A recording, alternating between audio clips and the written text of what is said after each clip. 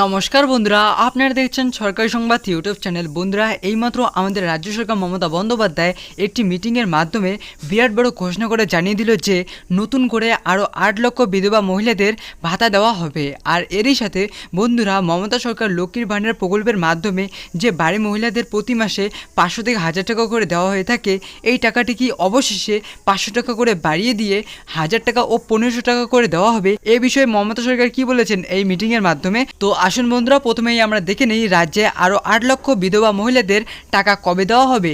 এ বিষয়ে কি বলেছেন আমাদের মমতা সরকার, তার মুখে শুনে নেই। 27 তারিখে শিলিগুড়ি জলপাইগুড়িটা করে দেবো আমি নিজে।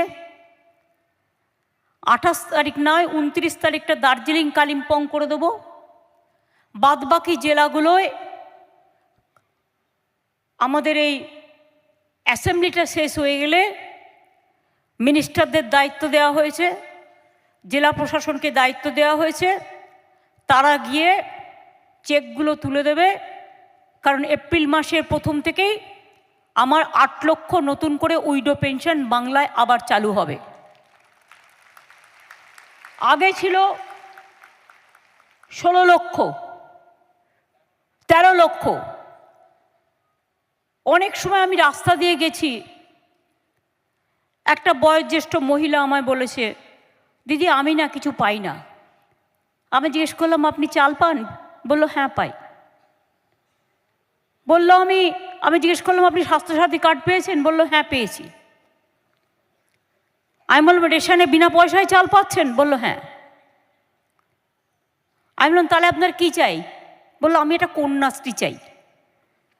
আমি বললাম, আপনার তো 60 বছর হয়ে গেছে, কন্যাশ্রী আপনি কি করে পাবেন? তখন বললো, তাহলে কিছু একটা আমায় দাও। তখন আমি ভাবলাম নিশ্চয়ই ওনার একটা কিছু প্রয়োজন আছে। তারপরেই এসে আমরা আলোচনা করলাম, এবং করার পরে 13 লক্ষ যেটা ছিল আগের বারেই আমরা বাড়িয়েছিলাম দুয়ারে সরকারে 7-8 লক্ষ আগের বছরে, আর এবছরে আরও বাড়িয়ে দিলাম 8 লক্ষ, মানে হচ্ছে 21 লক্ষ।